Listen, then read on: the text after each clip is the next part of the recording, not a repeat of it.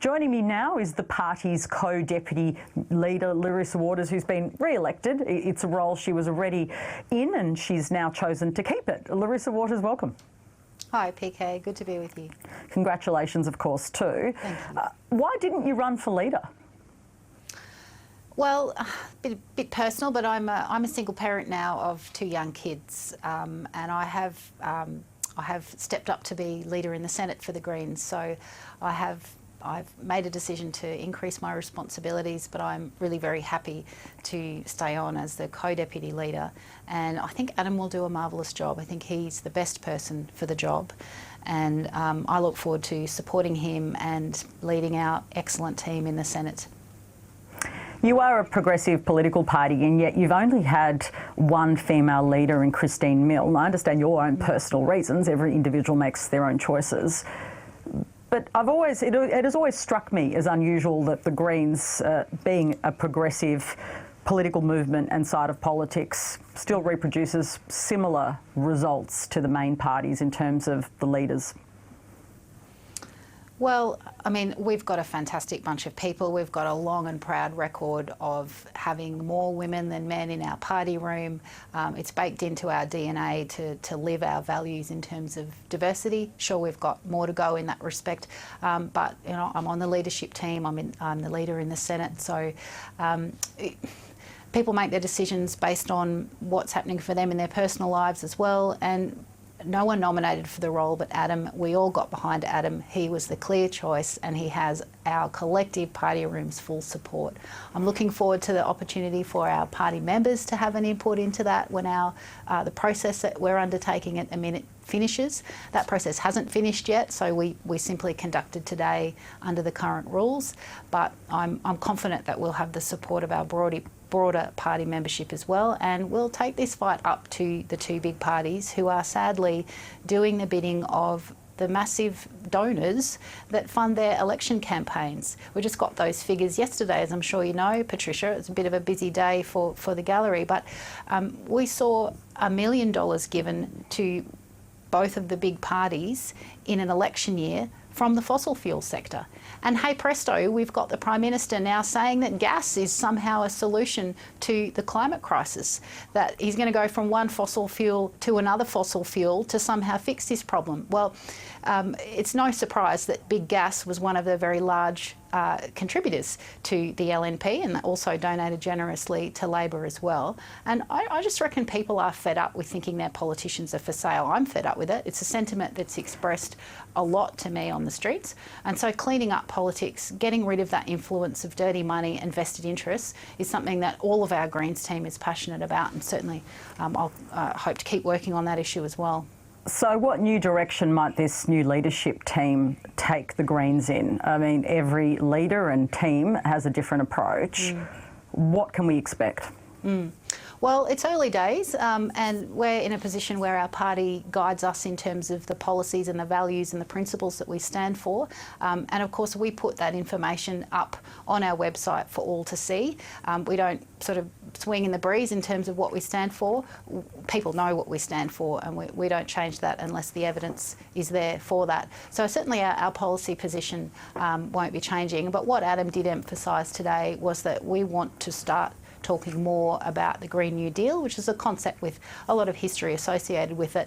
It basically boils down to big government investment to generate jobs and provide services to assist people whilst tackling the climate crisis. So it's a framework to make sure that people can have their basic needs met, that we stop gearing our economy to give more to those that already have enough, and we stop with these enormous handouts to big corporations who frankly don't even pay the tax that they should, but we start actually investing in our communities, giving people the services they need, like dental, putting dental into Medicare so people can afford to see the dentist, because it doesn't matter what your credit card balance is, you could just show your Medicare card.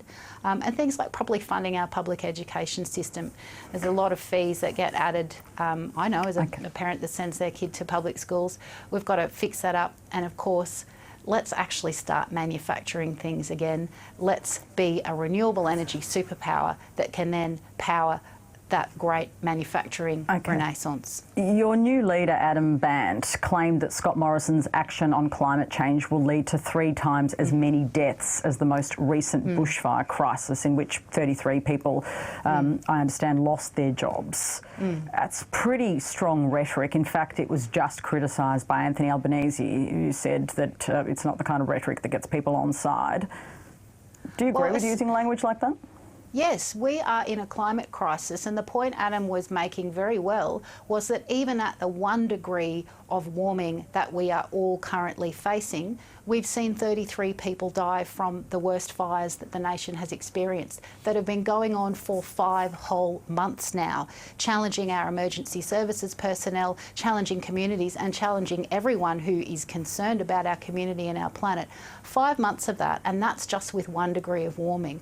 Meanwhile, we've got the Prime Minister who says that he wants to keep on track with his targets. Well, even if he does keep on track with them, which nobody believes, his targets would take that warming to 3 degrees. That's why Adam's saying the effects would be 3 times as bad, because that's the plan of this government. The only plan they've got for climate is to keep opening more coal mines, prop up coal-fired power stations with public money that they should be spending on renewable energy in hospitals and schools, and keep doing the bidding of big coal and big gas that are donating to get them re-elected. It's legalised corruption, so is Anthony and it's Albanese endangering right? people's lives. Because when I put it to him, how will you deal with this new Greens leader, or what do you make of this? Because, of course, on the left side, there is a competitive nature to the Greens-Labor relationship. Most people know that. He said he expected Adam Bandt to use kind of stronger rhetoric and this kind of more inflammatory language. Is that right? Well, we want to work with whatever progressive party wants to get action on the climate. The government has not shown any willingness to do that. Language. So we want. Will it be more inflammatory, or do you accept that assessment? Oh, I don't think that language is inflammatory. I think Adam is telling it how it is. The science is terrifying. And I think it's perfectly legitimate to give voice to that when you've got a government that is so in such wanted neglect of reality and science.